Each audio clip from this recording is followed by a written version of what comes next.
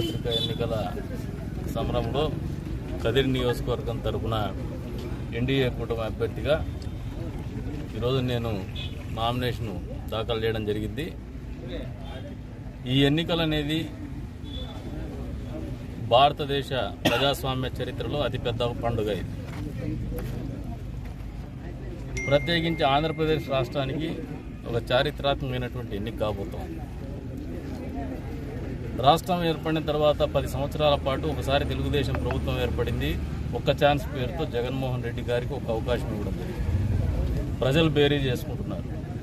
5 సంవత్సరాల కాలంలో ఈ నియోజకవర్గంలో కృష్ణానదీ జలాల్ని హంద్రీనీవా సుజల స్రవంతి ద్వారా ఇక్కడికి తీసుకురావడం జరిగింది. అది ఒక చారిత్రాత్మకమైనటువంటి ఘట్టం తెలుగుదేశం ప్రభుత్వ హయాంలో జరిగింది. అంతే స్థాయిలో కియా తీసుకురావడం జరిగింది ఈ జిల్లాకి. మరి జగన్మోహన్ రెడ్డి వచ్చిన తర్వాత ఈ జిల్లాకు కానీ రాష్ట్రానికి కానీ ఒరిగినటువంటి మంచేం లేదు. పోలవరం ఎప్పుడైతే తెలుగుదేశం ప్రభుత్వము పనిచేసిందో అక్కడికి ఆగిపోయింది. తర్వాత పని జరిగినటువంటి దాఖలాలు లేవు. పూర్తి చేస్తానని చెప్పేసి ప్రగల్భాలు పలికినాడు కాబట్టి ఇంతవరకు లేదు. అదే రకంగా ఆయన పలు హామీలు ఇచ్చాడు. సిపిఎస్ వారంలో రద్దు చేస్తా అని చెప్పేసి,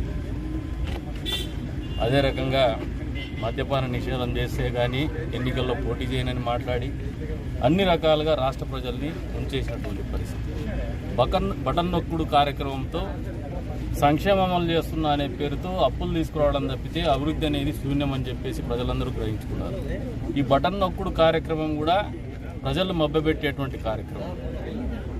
ఎక్కడా ప్రజలకు మంచి జరిగేటువంటి వనగూరేటువంటి కార్యక్రమం అయితే కాదని చెప్పేసి కూడా ప్రజలు గ్రహించినారు.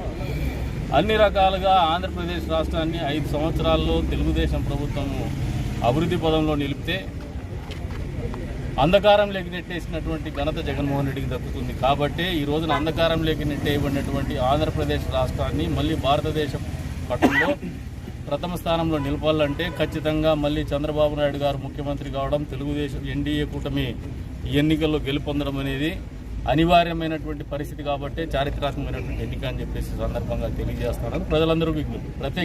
గతంలో 2 సార్లు వైఎస్ఆర్సీపీ పార్టీని గెలిపించినారు. ఓటర్లు గమనించుకోండి. ఒకతనేమో గోడ దూకి పారిపోయినాడు, మళ్ళీ ఇంకొకసారి మళ్ళీ వెనక్కు గోడ దూకి పారిపోయినాడు. ఇంకొక ఆయనకేమో పాపం ఏం చేసినాడు కానీ ఆయన టికెట్ నిరాకరించడంతో అసలు ఆ పార్టీకి సంబంధం లేనటువంటి వ్యక్తిని, జెండా కూడా ఎప్పుడు మోయినటువంటి వ్యక్తిని తీసుకొచ్చి నియోజకవర్గంలో అభ్యర్థిగా పెట్టినారు. ఆయనేమో వచ్చినప్పటి నుంచి నియోజకవర్గానికి ఏం చేస్తాడో చెప్పడు. ఎంతసేపు బీజేపీ పార్టీకి తెలుగుదేశం కోటేస్తే బీజేపీ పార్టీకి ఓటేస్తాడని చెప్తారు. ఇది ఆయన స్లోగన్. అసలు నియోజకవర్గం ఏంది, ఈ నియోజకవర్గ సమస్యలు ఏంది, ఈ నియోజకవర్గం భవిష్యత్తు ఏంది, ఈ నియోజకవర్గంలో ప్రజల పట్ల ఆయనకు ఉన్నటువంటి చిత్తశుద్ధి ఏంది అక్కడ మాట్లాడు. సిఏ అంటాడు, ఎన్ఆర్ఆర్ అంటాడు. దీనికి మద్దతు తెలిపిండేది మాత్రము జగన్మోహన్ రెడ్డి ఎంపీలే. అది మర్చిపోతారు. ముస్లిం సమాజాన్ని ఉద్దేశిస్తూ పదే వ్యాఖ్యలు చేస్తూ ఉన్నాడు. ఆస్తులు లాగేసుకొని దేశం వదిలిచ్చేస్తారు వీళ్ళు అని చెప్పేసి. ఇటువంటి మతోన్మాదిని మీరు గెలిపిస్తారా? ప్రజలు ఆలోచన చేసుకోమంటాడు. ఇటువంటి మత విద్వేషాలను రెచ్చగొట్టేటువంటి వాళ్ళు అభ్యర్థులుగా ఉండాలా లేదా ప్రజలను ఆలోచన చేసుకోమంటాడు. గడిచిన 20 సంవత్సరాలుగా 4 సార్లు పోటీ చేసిన ఒకసారి ఎమ్మెల్యే గెలిచుండొచ్చు. ఎప్పుడు కూడా ఈ నియోజకవర్గంలో మత విద్వేషాలు రెచ్చగొట్ల. హిందూ ముస్లిం బాయి అనే విధంగానే బతికినాం. ముస్లింల పరిరక్షణ కానీ, ముస్లింల అభ్యున్నత కానీ, ముస్లింల కష్టాల్లో కానీ అనునిత్యం ఆలోచన చేసినాం. ఈ రోజు కూడా వాళ్ళంటే ఒక ప్రత్యేకమైనటువంటి అభిమానము, మా వంతు బాధ్యతగా వాళ్ళని మా సోదరులుగా మేము చూసుకోవాలనే ఆలోచనతోనే బతుకుతున్నాం. భవిష్యత్తులో కూడా అదే రకమైనటువంటి దృక్పథంతో బతకాలనే ఆలోచనతోనే మళ్ళీ ఉన్నాం. ముస్లిం సమాజం కూడా ఆలోచన చేసుకోండి. ఈ రకమైనటువంటి వ్యక్తుల్ని ప్రోత్సహించడం ద్వారా మీరు సమాజానికి ఏం చెప్పదలుచుకున్నారు, రేపు పొద్దున ఊర్లో ఏ రకమైనటువంటి ప్రెసిడెన్సీ సెట్ చేయదలుచుకున్నారో ఒకసారి ఆలోచన చేసుకోమంటాడు. కాబట్టే మమ్మల్ని మాకు మద్దతు తెలపమని చెప్పేసి కోరుతా ఉన్నాం. 20 సంవత్సరాలుగా మీరు మమ్మల్ని అన్ని రకాలుగా యాసిడ్ టెస్ట్లకు గురి చేసి ఉండొచ్చు, అన్ని రకాలుగా మమ్మల్ని అన్ని కోణాల్లో కూడా మమ్మల్ని గమనించుండొచ్చు.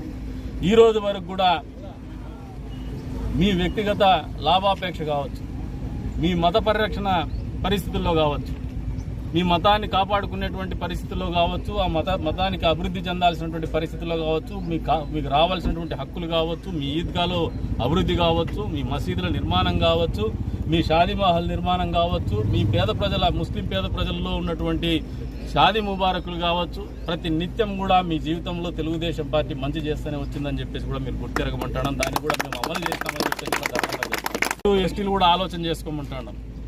ఎస్సీ ఎస్టీ సోదరులు ఈ 4 సంవత్సరాల 9 నెలల కాలంలో డాక్టర్ సుధాకర్ అనే ఒక ఎస్సీ డాక్టర్ని ఒక పిచ్చోడి కింద ముద్ర వేసి మరీ పిచ్చి కుక్కను చంపేసినట్టు చంపేసినారు. ఒక అతను మద్యం రేటు పెరిగిందని చెప్పి మాట్లాడితే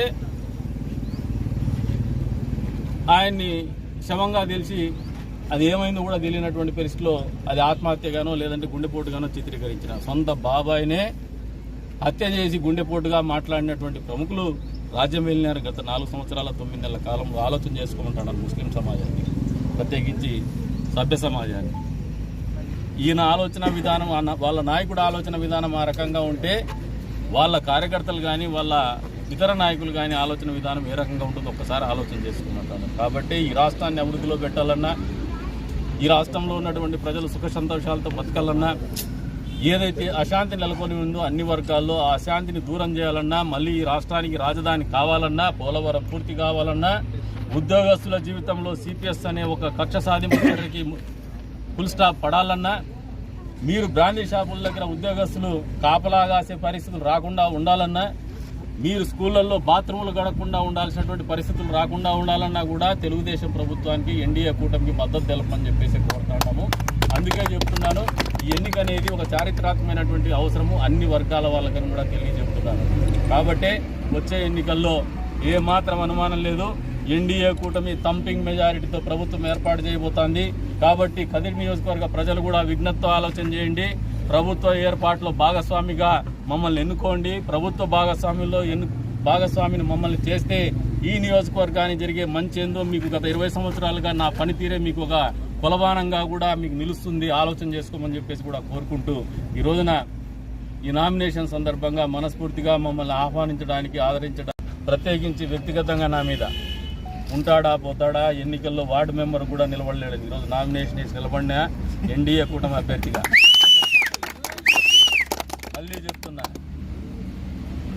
కందికుంట వెంకటప్రసాద్ అనే వ్యక్తిని ఈ నియోజకవర్గ ప్రజలు గత 4 సంవత్సరాల 9 నెలలుగా నాయకుడిగా, వాళ్ళ కోసం బతికేటువంటి వ్యక్తిగా దగ్గరగా చూసినారు. కాబట్టే ఈ నియోజకవర్గం ఈ ఎన్నికల్లో ఖచ్చితంగా తెలుగుదేశం పార్టీ అభ్యర్థిగా, జనసేన, బీజేపీ, తెలుగుదేశం పార్టీ ఉమ్మడి అభ్యర్థిగా నన్ను గెలిపించబోతున్నారని బలంగా నమ్ముతున్నారు.